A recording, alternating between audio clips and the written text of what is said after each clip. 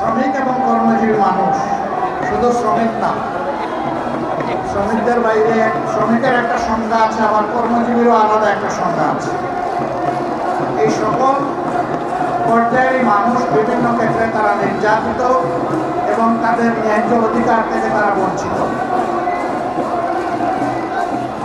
Mill factory industry বিভিন্ন জায়গায় যারা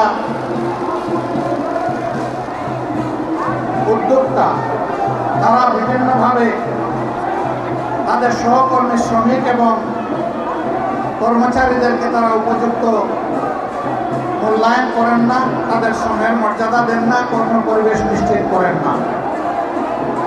এটি হচ্ছে বাস্তবতা। আবার আরেকটা বাস্তবতা আছে, তারা যেমন নির্যাতন করেন শ্রমিকদের উপর, আবার তারা নির্যাতিত হন চাঁদাবাজদের হাতে। চাঁদাবাজরা বিভিন্নভাবে তাদের কাছে হাজির হয়, বিভিন্ন রূপ নিয়ে হাজির হয়, বিভিন্ন দিবস পালনের জন্য হাজির হয়, এমনকি আজকের দিবসটি পালন করার জন্যও বিভিন্ন জায়গায় হাজির হয়েছে। এই দ্বন্দ্ব কতদিন চলবে? আমরা চাই না এই দ্বন্দ্ব চলবে। আমরা চাই মালিক পক্ষ এটা বুঝবে, শ্রমিক বাঁচলে আমার শিল্প বাঁচবে, আমার ব্যবসা বাঁচবে। শ্রমিক যদি না বাঁচে আমার ব্যবসা এবং শিল্প বাঁচবে না। আবার শ্রমিকরাও বুঝবে, উদ্যোক্তা মালিক শিল্পপতি যারা আছেন তারা যদি বাঁচে তাইলে আমরাও বাঁচব। কারণ আমার কর্মস্থলটাই যদি ধ্বংস হয়ে যায় আমি দাবিটা করবো কার কাছে? এই জন্য উভয় পক্ষেরই এখানে দায় আছে, দায়িত্ব আছে। সত্যিকার অর্থে আমরা যদি একটি টেকসই বাংলাদেশ গড়তে চাই, একটি শান্তির বাংলাদেশ গড়তে চাই, তাহলে সমাজকে হাতে হাত ধরে পরস্পরকে সম্মান এবং ভালোবাসা দিয়ে এই সমাজকে গড়ে তুলতে হবে। যেদিন মালিকরা শ্রমিকদেরকে মন ভরে আদর করবেন এবং সম্মান দিবেন, তারা নিশ্চিত থাকতে পারেন শ্রমিক তার ষোলোয়ানার শক্তি উজাড় করে এই মালিকের পাশে থাকবে।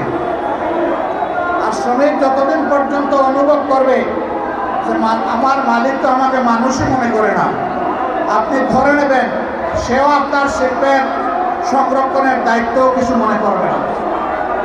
উভয় পক্ষ আমরা ক্ষতিগ্রস্ত হব। এই জন্য শ্রমিক কল্যাণ ফেডারেশনের মূল কাজটি হচ্ছে মালিক এবং শ্রমিকের সমন্বয়ে একটি দরদি, একটি পারস্পরিক ভালোবাসা এবং সম্মানের সমাজ গড়ে তোলা। আমরা সেই সমাজটাই দেখতে চাই।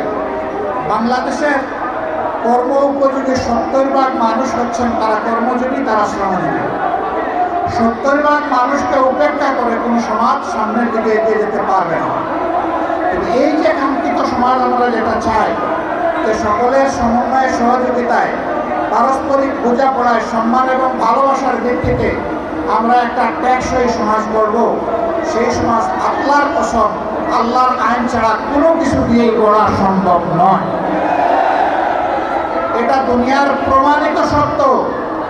150 বছর আগের এই দিনকে আজকে আমরা গভীর শ্রদ্ধায় পালন করছি, কিন্তু এই দিন পালন তো আমাদের বন্ধ হচ্ছে না। শ্রমিকদের কোথাও কোথাও অথবা অধিকাংশ জায়গায় হয়তো 8 ঘন্টার কর্মঘণ্টা আছে,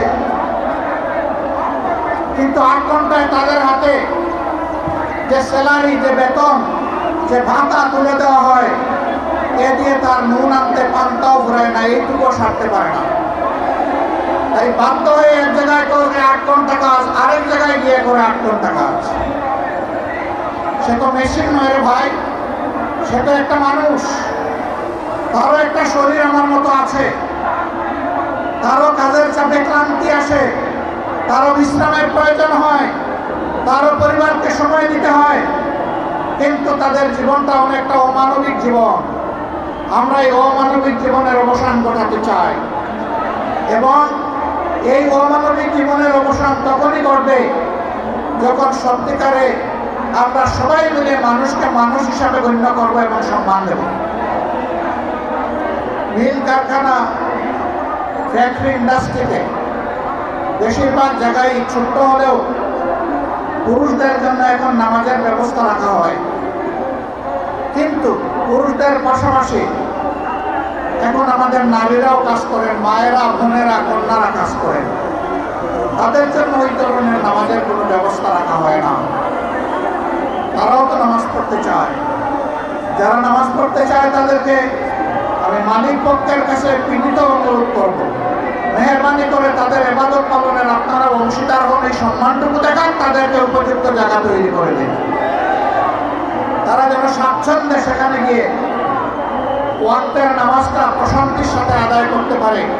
চুপে নয়, করিডোরে নয়, ফাঁকের মধ্যে দাঁড়ায় নয়, বরঞ্চ নামাজের জায়গায় গিয়ে যেন তারা নামাজটা আদায় করতে পারে। সম্মানিত শ্রমজীবী ভাইয়েরা, এখানে একটা বৈষম্য আমরা করেছি, এই জন্য মাপ চাই। অথচ এখনকার স্লোগান হচ্ছে বৈষম্য মুক্ত সমাজ চাই। বৈষম্যটা হলো আমরা স্টেজের উপরে বসা আছি, প্রতিটা ট্রাকের উপরে, অসুবিধা নাই, আমরা একটু উঁচুতে, আপনারা সমতলে। আচ্ছা, এটাও মানলাম, হয়তো একজনকে দেখার সুবিধা এই অ্যারেঞ্জমেন্ট করা হয়েছে, কিন্তু আপনাদের মুখটা সূর্যের দিকে আর আমাদের মুখটা ছায়ার দিকে।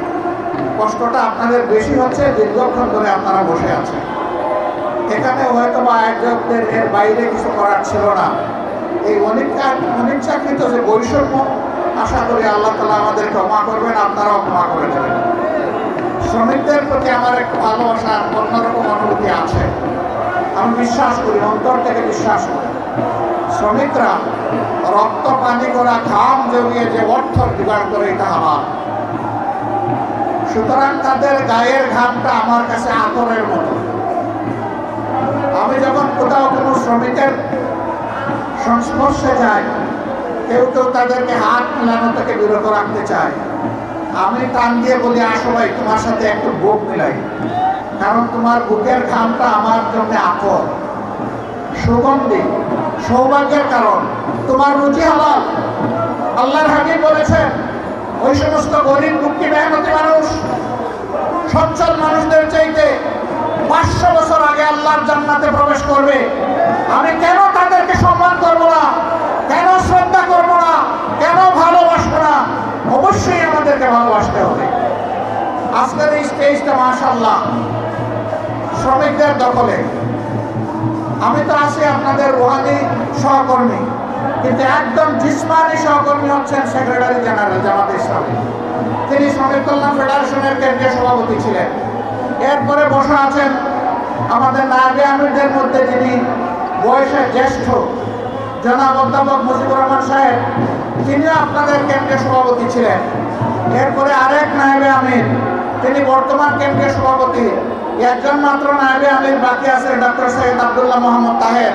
আমি ভাবতেছি তাকেও কোনদিন টান দিয়ে আপনারা কেন্দ্রীয় সভাপতি বানাই নেবেন, আর আমার পালা শেষে ইনশাআল্লাহ। কাজেই শ্রমিকদেরকে আমরা কিভাবে মূল্যায়ন করি, এই বিষয়টা আজকের স্টেজে একটা তার প্রতিচ্ছবি। আলহামদুলিল্লাহ, আমরা আসলেই মানুষের মধ্যে কোনো বৈষম্য দেখতে চাই না, এবং মানুষকে তার কর্ম, শ্রম কিংবা শিক্ষা অথবা পেশাগত জীবন দিয়ে আমরা বিবেচনা করতে চাই না। মানুষ আশরাফুল মাখলুকাত, দল ধর্মের ঊর্ধ্বে উঠে আমরা মানুষকে সম্মান জানাতে চাই, এবং এরকমই একটা বাংলাদেশ গড়তে চাই। সেই বাংলাদেশটা আল্লাহর কোরআনের ভিত্তিতেই সম্ভব, রাসূল মুহাম্মদ সাল্লাল্লাহু আলাইহি সাল্লামের মাদানী শাসন ব্যবস্থার মাধ্যমে সম্ভব। বাংলাদেশ জামাতে ইসলামী এই সম্মান এবং শান্তির শাসন ব্যবস্থা কায়েম করার জন্য লড়াই করে যাচ্ছে। এই লড়াইয়ে আপনারা অংশীদার, গর্বিত অংশীদার। আপামর শ্রমিক জনতাকে এর সাথে সম্পৃক্ত করার এই লড়াই আপনাদেরকে অব্যাহত রাখতে হবে। শ্রমিক বোন এবং গৃহকর্মীদের উদ্দেশ্যে আমি একটা কথা বলতে চাই, আমাদের প্রতিপক্ষ আমাদের বিরুদ্ধে অপবাদ ছড়ায়, জামাতে ইসলামী ক্ষমতায় গেলে মহিলাদের আর কোনো কাজ করতে দেবে না, ঘর থেকে বের হতে দেবে না। আমরা আমাদের এই বোনদেরকে নিশ্চয়তা দিচ্ছি, তারা তাদের যোগ্যতা এবং পছন্দ অনুযায়ী কর্মক্ষেত্রে কাজ করবেন। এখন তাদের কোনো সম্মান নাই, তাদের কোনো মর্যাদা নাই, এবং তাদের কোনো নিরাপত্তা নাই। সেই রাষ্ট্রে ইনশাআল্লাহ তাদের মর্যাদাও আমরা কায়েম করবো, তাদের নিরাপত্তাও নিশ্চিত করা হবে ইনশাআল্লাহ। নারী পুরুষ সকলে মিলে এই স্ব কর্মক্ষেত্রে দেশের উন্নয়নে, দেশের স্থিতিশীলতায়, গতিশীলতায় আমরা সবাই মিলে ইনশাআল্লাহ অবদান রাখবো। সেই সাম্যের সোনার বাংলাদেশ গড়ার সংগ্রাম সেই দিনই আমাদের থামবে, যেদিন মানুষের ঘরে ঘরে সুখ, শান্তি এবং মর্যাদা পৌঁছে যাবে। আল্লাহ রাব্বুল আলামিন সেই বাংলাদেশ গড়ার পথে, কোরআনের শাসন কায়েম করার পথে আমাদের সকলকে হাতে হাত মিলিয়ে, কাঁধে কাঁধ মিলিয়ে আমাদেরকে কাজ করার তৌফিক দান করুন।